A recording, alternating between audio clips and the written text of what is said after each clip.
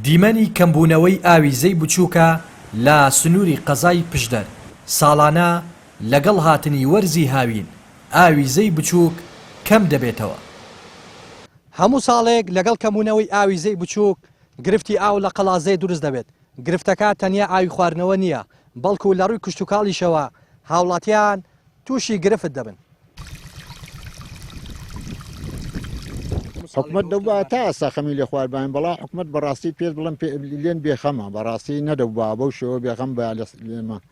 بەڕاستی منتیقەی پشدەرێ بەنداوێکی گەورەی دەویست کە لێی باە هەتاکو کاتێکی کە ئێران ئەو بەنداوی گرتەوە ئەمە خەسارمەند نەبین و خەسارمەند نەبین. ئێستا من پار ناپێران هەمان دەستور لە سێ هاوینێدا زەرعاتم بەجێش لە هەڵاوێژەی ئێرە ڕاستیمەوە ئاوم کڕێ لە ماڵی ئاون نەبوو خۆی پێ بشۆین بخوای نێبانیان چینەوە ئەنجارەکە نییە بۆ ئەوانە زۆر گرفتی ئاون بۆ دروست دەوێت دوو سێ ڕۆژی دی ئاو نەبێتەوە بەخوا بامیان دێ بەجێریان.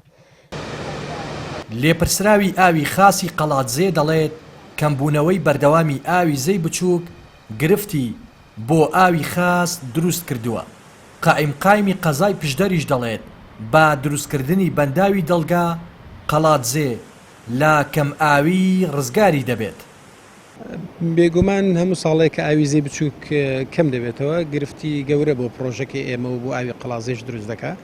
لە بەرۆی کاتێک کە کۆماری ئیسلامی ئێران ئاوەکە بە تەواوی دەگرێتەوە ئاستی ئاوەکە بە ڕێژەیەکی بەرچاودا دەبەزێت و ئەمە ژوا دەکات کە مشکلە بۆ حوزی پرسیدیمنتیشنمان دروست دەکات و ناتوانین پۆمپەکان کار پێ بکەین.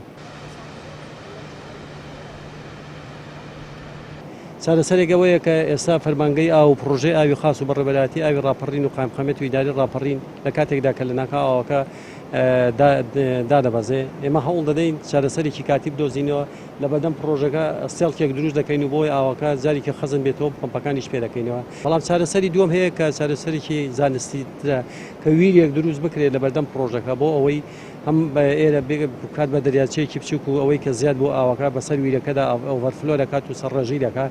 ئەوە پێویستی بە سیانەی بەردەوام و هین نییە، ینی یەک جار دروستی دەکەی و بەڵام ئەوش تێچوونی هەیە و کاریشمان لەسەر کردووە لە ڕێگای حکوومەتی هەرێمی کوردستانەوە. چارەسەری نهاییشەوەیە کە سەدی دەڵگە دروست بکرێتەوە کاتە تەحەکوم بە ئاوی زێوە دەکرێت و ئەنی بە ئارزوی خۆت دەتوانی تەحەکوم بە ئەمنی ئاوە بکەی هیوادارین ئەوە لە بەرنامەدا بێت.